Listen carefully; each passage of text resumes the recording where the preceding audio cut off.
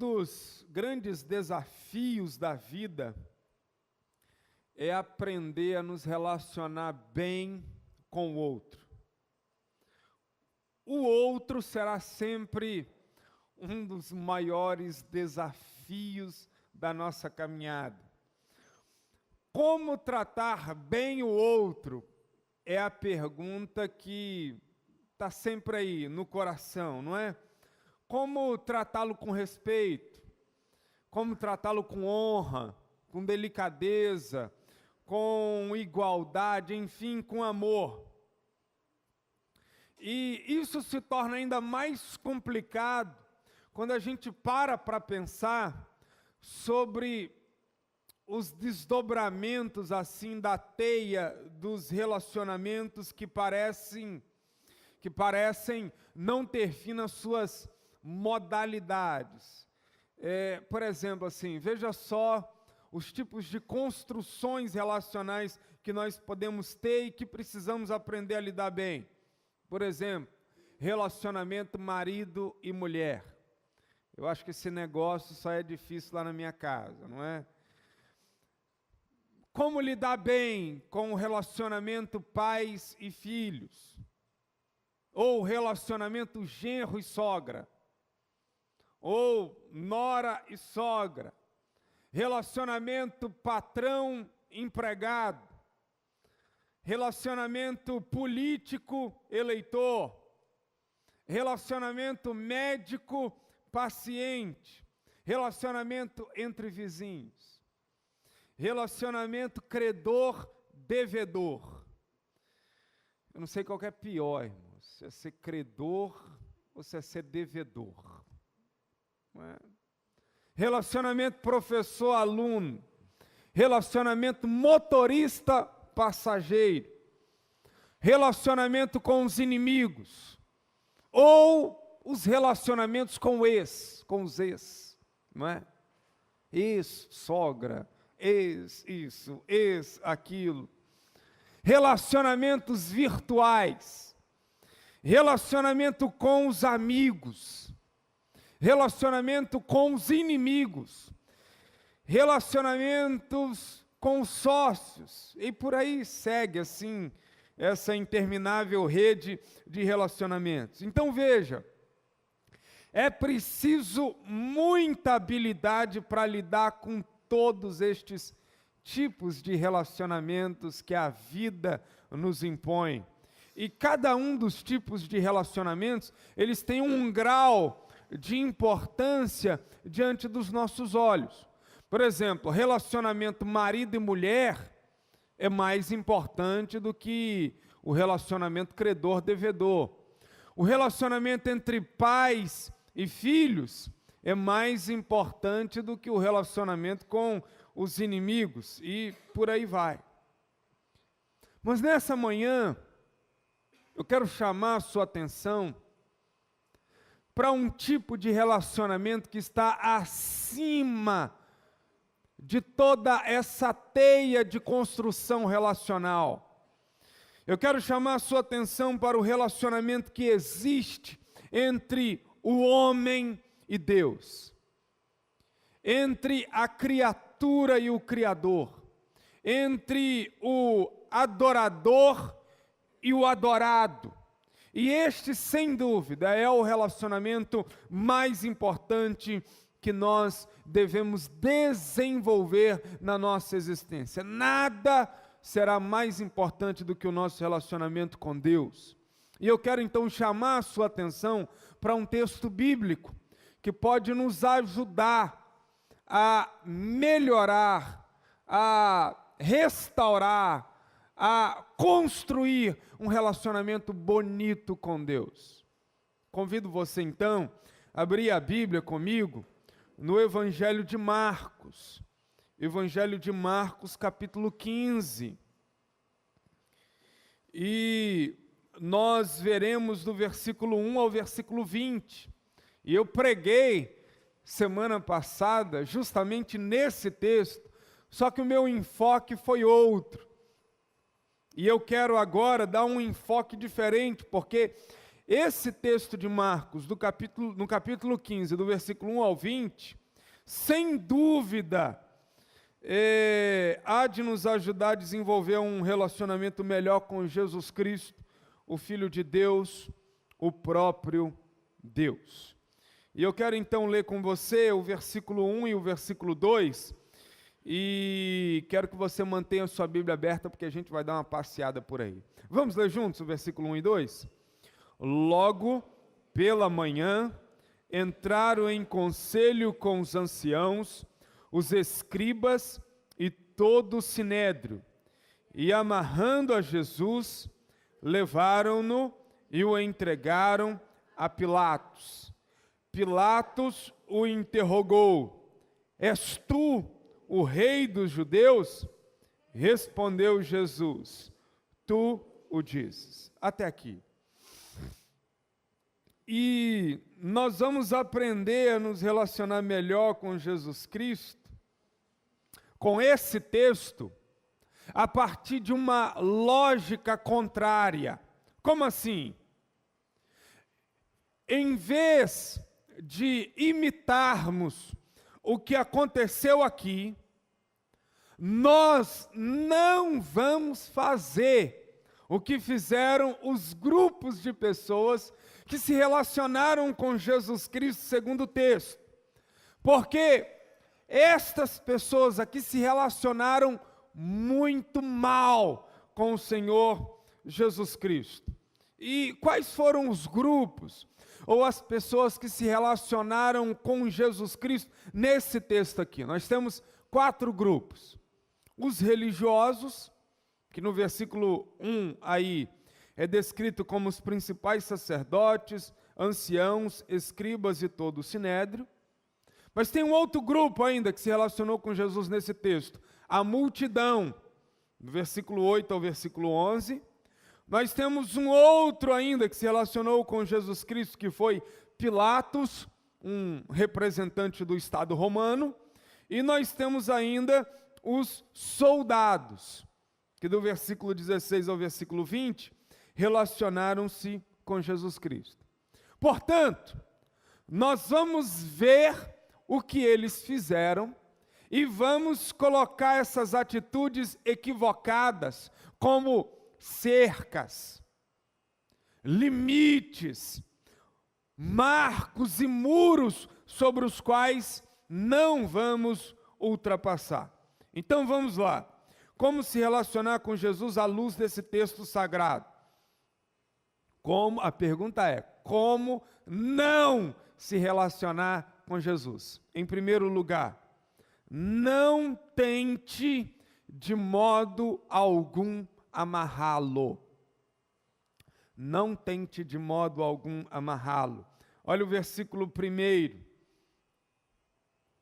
E é interessante observar que essa tentativa de amarrar Deus é uma iniciativa dos religiosos. Aliás, é sempre a religião que está tentando de algum modo amarrar a Deus.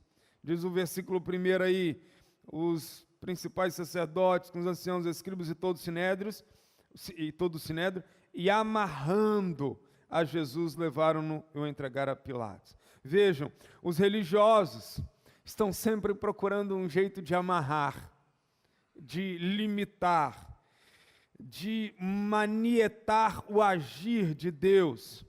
E todo aquele que quer conceituar Deus, limitar o agir de Deus, estabelecer normas para Deus, não está fazendo outra coisa senão tentando amarrar a Deus. Eu me lembro um dia, em Belo Horizonte, ainda na época do meu seminário, em que um dia eu entrei numa discussão extremamente inútil com um amigo meu. A gente leu um livro e contamos a história de uma pessoa que, segundo ela, alguém tinha atirado contra essa pessoa que estava escrevendo o livro, e ela orou repreendendo a bala. Então, a pessoa atirou a bala do revólver, saiu do revólver, só que parou no meio do caminho. Aí esse meu amigo, então, disse assim: não acredito, porque se alguém atirar contra outra pessoa, se a bala passar pelo cano do revólver, ela vai cumprir o seu papel e vai atingir a pessoa. Aí eu disse: não, aí você está amarrando Deus. Aí você está tentando limitar Deus. Deus pode fazer o revólver mascar, Deus pode quebrar o dedo da pessoa, e se a pessoa atirar e a bala passar pelo cano do revólver, se Deus quiser parar a bala, ele para. E esse meu amigo disse: não para. Eu disse: para. Ele disse: não para. Eu disse: para. Você vê, é discussão inútil, é de seminário mesmo. Diga-se de passagem, própria de seminário de teologia. Essas discussões idiotas assim, própria de seminário de teologia. Sabe, essa tentativa de ficar amarrando Deus. Sabe, no seu relacionamento espiritual, não tente loucamente amarrar a Deus. E quais são as situações que poderiam ser descritas como tentativas de amarrar Deus? Por exemplo, uma pessoa está enferma, muito mal, vítima de um acidente automobilístico, está na UTI, está nas últimas, e aí então alguém chega e diz: não tem jeito, essa pessoa aqui vai morrer mesmo. Quando alguém diz isso, com essa fala, essa pessoa está tentando amarrar o agir de Deus e colocar Deus dentro de uma gaiola e falar o seguinte: Deus, aqui o Senhor não age. Ou uma outra pessoa que está destruída pelas drogas, já está no último estágio, já está no crack, já está com aquela aparência de zumbi, já está muito mal. E daí alguém chega e diz: rapaz, para fulano aí não tem jeito não. Esse aí é só caixão mesmo. Pronto. Quando alguém diz isso, tentou amarrar Deus nos seus raciocínios. Ou quando uma pessoa chega a alguma determinada localidade e diz: aqui o evangelho não vai vingar não. Esse pessoal aqui é duro de coração. Essas famílias aqui estão arraigadas numa religião falsa que nada pode tirá-las. Quando alguém diz isso, essa pessoa com essa visão tentou limitar e amarrar Deus. Então nessa manhã, você quer ter um relacionamento bonito com Jesus Cristo? Quer ter um relacionamento lindo com Ele? Não tente amarrá-lo dentro da sua cabeça, dentro dos seus pensamentos, dentro das situações que você está vivendo. Como disse Martinho Lutero: deixa Deus ser Deus. Deixa Deus ser Deus. Não seja religioso. Deixa o Eterno agir como Ele quiser, porque Ele é Deus. Aleluia. Em segundo lugar, como não se relacionar com Jesus? Não confunda a sua missão. Não confunda a missão de Cristo. Veja bem, os religiosos levaram Jesus até Pilatos, que era um procurador romano, e o único que tinha autoridade para a condenação de pena de morte. Então eles levam Jesus até Pilatos para o incriminar como um subversivo político, alguém que queria se fazer rei dos judeus. Foi o crime apontado por eles. Olha o versículo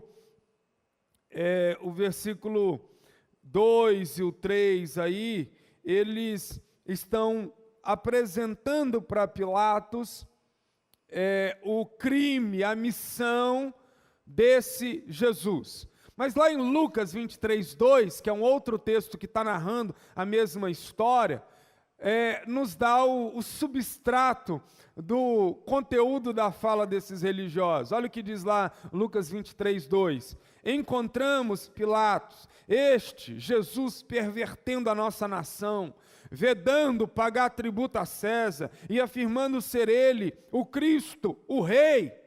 Por isso é que Pilatos vai perguntá-lo: és tu o rei dos judeus? Aqui no versículo 2. Então escute o seguinte: jamais conseguiremos ter um relacionamento profundo com Cristo se não soubermos a sua verdadeira missão. Jesus não veio à terra para reivindicar um trono terreno. Jesus não se propôs a operar no mundo pelo poder político. A sua missão é mais profunda, a sua missão é espiritual, ela opera no ser do ser humano. É um reino que começa dentro de nós. Por isso que Jesus, certa vez, ele disse assim: pois o reino de Deus está dentro de vós. Se quisermos nos relacionar com Cristo, nós precisamos saber qual é a sua verdadeira missão nesse mundo. E Lucas 19:10 nos fala um pouco sobre a missão de Jesus. Porque o Filho do Homem veio buscar e salvar o perdido. Lá em Marcos 10:45 diz: pois o próprio Filho do Homem não veio para ser servido, mas para servir e dar a sua vida em resgate de muitos. Então, se eu sei qual é a missão de Cristo, e a sua missão é buscar e salvar o perdido, eu devo então imediatamente me unir a Cristo nessa missão e viver com uma finalidade só. Qual é? Buscar e salvar o perdido. Eu devo ir de casa em casa com os GRs. Eu devo sair toda segunda-feira, toda terça-feira, todo sábado. Devo me unir a um grupo e ir com esse grupo de casa em casa, anunciando a vitória da ressurreição de Cristo. Eu devo me unir ao Ministério Geração Luz e sair então pela rua, pela praça, anunciando às pessoas o sacrifício de Cristo Jesus no Calvário por nós. Eu sei qual é a missão dele, eu me uno a essa missão e vou então me relacionar com ele aonde é possível dentro da missão. Qual é a missão de Cristo? É resgatar pessoas do inferno, é dar a elas todo o conselho de Deus, é batizá-las em nome do Pai, do Filho e do Espírito Santo. E se você ainda não foi batizado e nessa manhã você se dá conta desta missão, é hora de você então se batizar. É hora de você assumir um compromisso com esta igreja. É hora de você se unir à família de Cristo e dizer: eu também vou fazer parte desta missão em nome de Jesus. Amém? Em terceiro lugar, como se relacionar com Jesus? Melhor, como não se relacionar com Jesus? É o não que nós estamos observando. Terceiro lugar, não dispare a arma da acusação. Os religiosos, eles abriram fogo contra Jesus e eles dispararam muitas acusações contra ele. Veja aí o relato bíblico, versículo 2, versículo 3, melhor dizendo, os principais sacerdotes o acusavam de muitas coisas. Tornou Pilatos a interrogá-lo, versículo 3, nada responde, vê quantas acusações te fazem. Os religiosos, eles levantaram um arsenal de acusações contra Jesus. Eles inventaram situações para testemunharem contra Cristo, testificando contra ele que ele era um subversivo político. Levantaram acusações em assuntos religiosos. Levantaram acusações em assuntos cerimoniais da lei judaica e por aí vai. Mas as acusações não eram coerentes. Agora veja o seguinte, muita gente não tem um relacionamento bonito com Jesus Cristo, porque elas também vivem nessa tensão de acusações. Por exemplo, o filho cai enfermo, vítima de uma infecção, e a mãe logo diz o seguinte: cadê Jesus? Cadê Jesus nessa hora? Por que que ele não livra o meu filho dessa infecção? Cadê o seu amor? Em vez dessa mãe orar, ela passa a acusar a Jesus Cristo. Ou é o homem que cai em pecado de alguma natureza e logo após o ocorrido, ele dispara acusações contra Jesus. Eu caí nesse pecado porque Jesus não estava aqui. Porque se Jesus estivesse aqui na hora da tentação, ele ia me segurar. Mas ele não estava. Aí não teve jeito, eu caí. A culpa não é minha. A culpa não é minha, a culpa é de Jesus. Porque nesta hora ele não segurou a onda para mim. Ou então é o casal que não consegue controlar os gastos e equilibrar as finanças, vivem num consumismo desesperado e louco, e aí disparam acusações contra Jesus. Eu vivo no vermelho porque Deus não me abençoa, Deus não olha para mim, por isso minha vida financeira é uma lástima, a culpa não é minha, a culpa é de Deus. Eu estou endividado porque eu ganho 5 mil, mas se Deus me desse 10 mil eu não estaria. Eu estou endividado porque eu ganho 15 mil, se Deus me desse 30 eu não estaria. E aí vive nessas acusações contra Deus. Veja, quem vive acusando a Deus dos seus infortúnios não tem tempo para fazer uma avaliação assim séria da vida para ver onde está errando. Quem acusa Deus faz de Deus o seu inimigo. Por isso é impossível ter um bom relacionamento com Jesus Cristo se a gente fizer dele o nosso alvo de acusações. E aí, gente, vamos ser sérios. Vamos olhar no espelho. Vamos colocar a mão na consciência. Qual homem, qual mulher poderá estar numa situação de colocar Deus contra a parede em acusações? Jamais o homem poderá estar em posição de acusar Jesus Cristo de alguma coisa, porque Ele é perfeito, nós não. Ele é santo, nós não. Ele é justo, nós não. Portanto, queridos, o que cabe a nós não é acusá-lo, é sempre agradecê-lo, porque boa e perfeita e agradável é a sua vontade. Amém? Mas ainda, como não se relacionar com Jesus? Não se posicione ao lado de Barrabás. Quer relacionar-se com Cristo?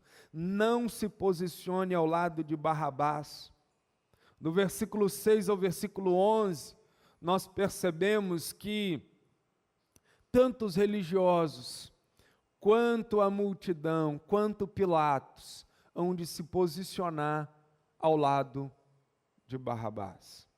E é interessante que a multidão aproxima-se de Pilatos e começa a pedir que Pilatos faça o de costume na festa da Páscoa.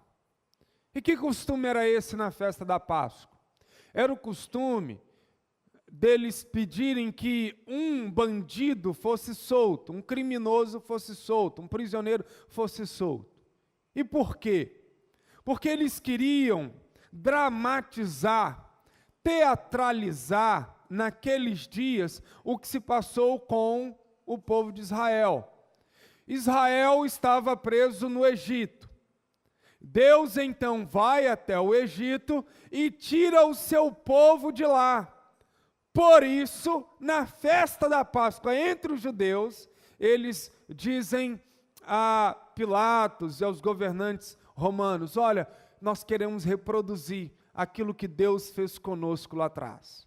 E daí então eles colocam duas pessoas: Barrabás, que era um subversivo político, um assassino, e colocam Jesus Cristo, que ainda sequer foi penalizado, para que o povo então possa escolher um dos dois para ser o personagem daquele teatro de libertação que rememorava o Egito. E o povo então vai clamar: Barrabás, Barrabás, Barrabás, mostrando assim as preferências do coração. Agora eu quero que você preste muita atenção no que aconteceu lá naquele dia e o que acontece hoje nos nossos dias. Veja bem, a multidão foi manipulada, incitada, provocada a escolher Barrabás. Veja o versículo 11, olha o versículo 11.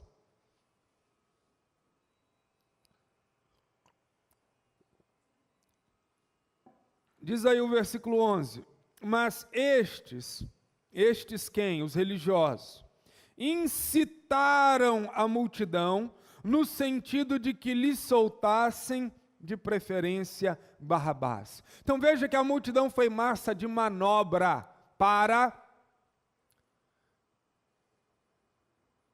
escolher Barrabás e não Jesus. E aí qual é a lição que nós tiramos daqui? Nós tiramos a lição de que ninguém nasce incrédulo, ninguém nasce odiando a Jesus, ninguém nasce cheio de preconceito contra a igreja.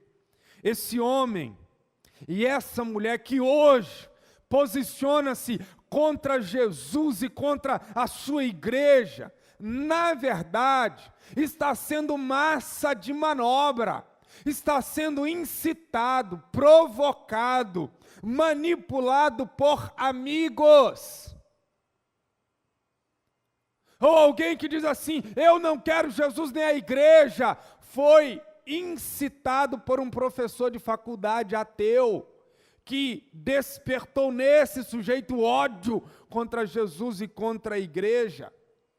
Ou essa pessoa passou a escolher Barrabás depois que leu um livro de algum ateu por aí, ou de alguma banda de rock ou de qualquer outro estilo musical que o influenciou a não querer Jesus. Ou então foi uma tragédia pessoal, perdeu um membro do corpo, teve uma paralisia, e isso despertou então um ódio contra Jesus, porque na cabeça desse, Jesus tinha que ter estado ali protegendo. Então veja, ninguém nasce escolhendo Barrabás. Tem que ter pessoas, situações, literaturas por detrás, manipulando alguém a ficar contra Jesus e sua igreja. E aí a minha pergunta para você é: cuidado com quem você está andando. A minha pergunta, na verdade, é: com quem você está andando? Porque a multidão andando com os religiosos foi manipulada pelos religiosos. Quem são seus amigos? Com quem você abre o coração? Quem é que senta na mesa com você? Quais são as conversas? Quais são os livros que você está lendo? Quais são os filmes que você está assistindo? Muito cuidado, porque o que entra para a sua consciência através dos seus ouvidos e olhos podem te levar sorrateiramente a escolher Barrabás e a preterir a Jesus Cristo. Eu digo para você: olha, não deixe o mundo formular os seus pensamentos sobre Jesus. Não permita que o mundo te faça defender Barrabás. Quem fica ao lado de Barrabás estará automaticamente contra Jesus. E aí você vê o seguinte: eles escolheram um assassino e entregaram um ser inocente à morte. Eles escolheram um subversivo político e deixaram aquele que era o rei dos reis ser crucificado, ser torturado, ter sido alvo de sofrimento. Quem é que você está escolhendo? Muito cuidado com quem você está andando, para você também não ser massa de manobra. Mas ainda, em quinto lugar, como não se relacionar com Jesus? Não o crucifique na sua existência. Não o crucifique na sua existência. Olha o versículo 12. até o 14. Mas Pilatos lhes perguntou: que farei então destes a quem chamais rei dos judeus? Eles, porém, clamavam: crucifica-o. Mas Pilatos lhes disse: que mal fez ele? E eles gritavam cada vez mais: crucifica-o. Os gritos que se fizeram ouvir naquela manhã de sexta-feira em Jerusalém: crucifica-o, crucifica-o, crucifica-o, crucifica-o, crucifica-o. Não era outra coisa senão: acabem com ele, matem ele, tirem-no do nosso meio, eliminem com a sua história. Não o queremos entre nós. Esse Jesus não é bem-vindo no nosso povo. Matem-no para ser varrido do nosso chão. Escute, escute. Tem muita gente que crucificou Cristo, não literalmente lá naquela cruz, colocando prego em suas mãos, uma coroa de espinho na sua cabeça, não participou literalmente daquele ato ali, mas na sua existência, todos os dias, tem crucificado Cristo, no sentido de que tem aniquilado Cristo da sua existência, tem anulado Cristo da sua história, tem varrido Cristo do chão da sua vida. São pessoas que vivem como se Jesus não existisse. Tomam decisões sem consultar Jesus Cristo. Ouvem somente a voz dos seus próprios corações enganosos. Seguem as tendências do mundo. Entregam-se aos prazeres que borbulham na carne. E Cristo fica sempre crucificado. Cristo fica sempre escanteado. Eu digo para você hoje, para se ter um relacionamento profundo e bonito com Jesus, é preciso tê-lo bem vivo aqui, no altar do coração. Jesus não pode ser um nome para se encaixar nas nossas canções. Ele tem que ser uma pessoa a se fazer presente em todos os momentos da nossa vida.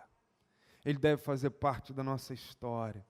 Os seus ensinamentos devem ser ouvidos e praticados por nós dia a dia. Os seus passos devem ser o rumo pelo qual organizaremos a nossa vida em nome de Jesus. Mas ainda eu preciso dizer a você como não se relacionar com Jesus. Não tenha a multidão como foco de agrado. Não tenha a multidão como foco de agrado. A gente vê isso do versículo 12 ao versículo 15. Porque Pilatos, nesse julgamento de Jesus Cristo, ele percebe que Jesus Cristo não havia cometido nenhum crime. Pilatos se dá conta de que aquele que está diante dele é um ser inocente, puro, santo. Pilatos percebe que Jesus está diante dele por causa da inveja dos religiosos, que está aí no versículo 10. E Pilatos, então, diante disso, ele tenta libertar Jesus.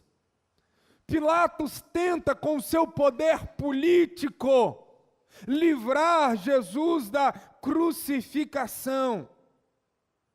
Mas, quando a multidão grita ensurdecedoramente: crucifica-o, crucifica-o, crucifica-o, crucifica-o, crucifica-o, e o eco desse grito se espalha por dentro do palácio, do pretório. Nesta hora, Pilatos vende a sua consciência, ele se acovarda, ele dá um passo atrás e ele prefere, naquela manhã, contentar, agradar e alegrar a multidão. Olha o que está aí no versículo 15, gente. Olha que coisa aterradora. Então Pilatos, querendo contentar a multidão, olha aí, querendo contentar a multidão, soltou-lhes Barrabás, e após mandar açoitar a Jesus, entregou para ser crucificado.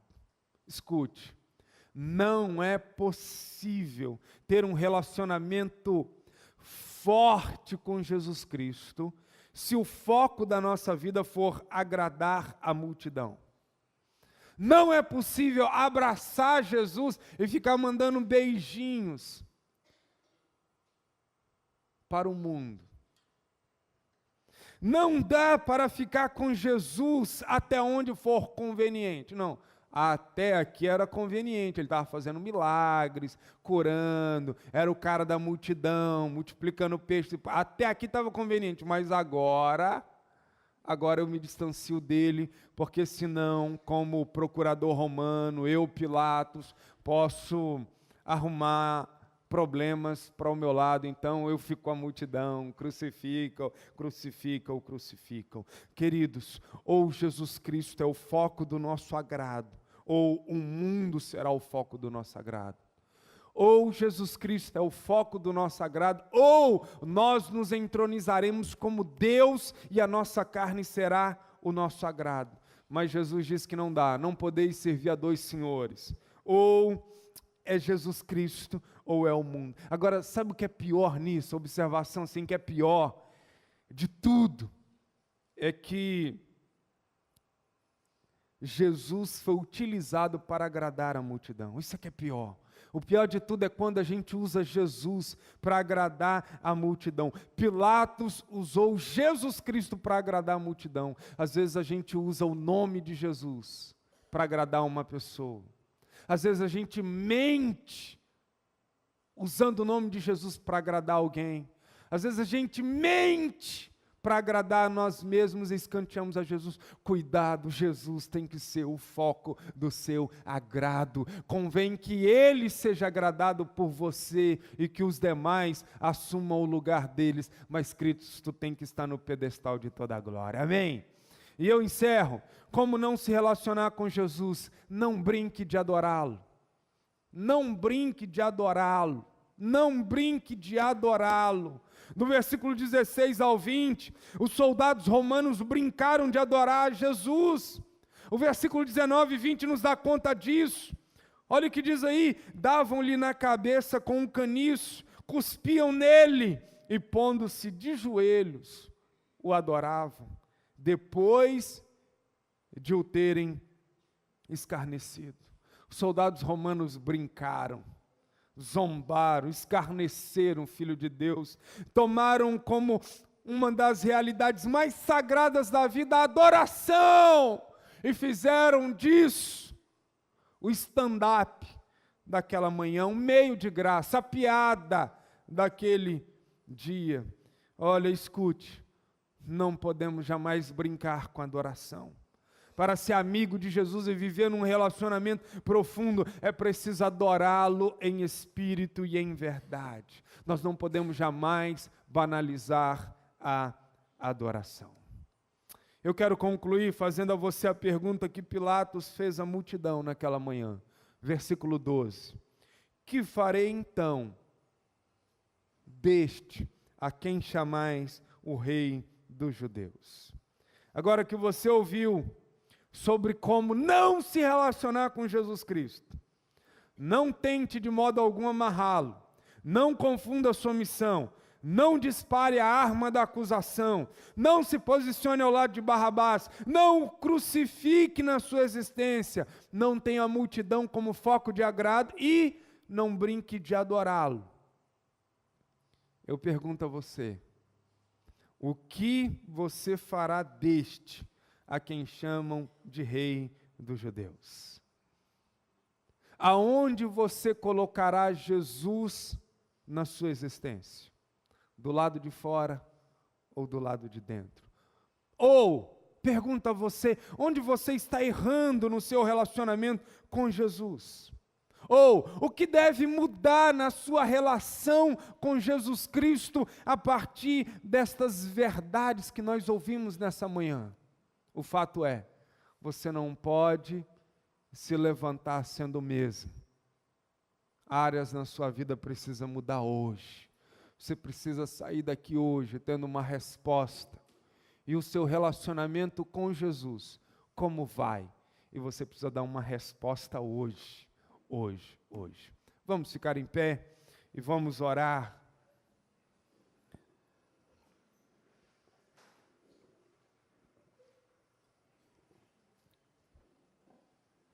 Vamos dar as mãos.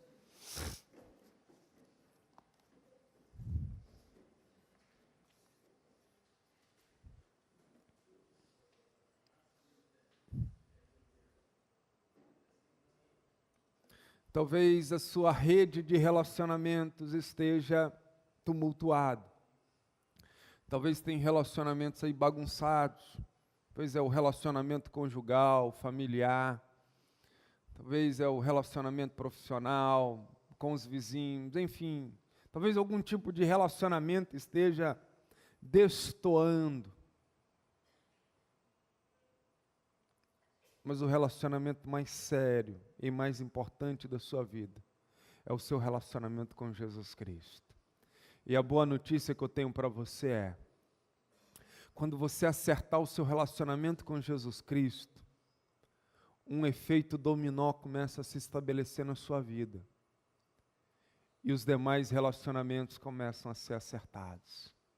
Quando você acertar o seu relacionamento com Deus, o seu relacionamento conjugal passa a receber esse reflexo.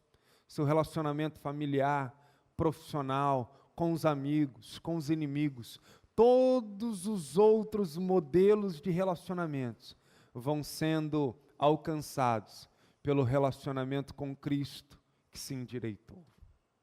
Pai, nessa manhã, o Senhor nos chama a rever o nosso relacionamento com o Teu Filho Jesus.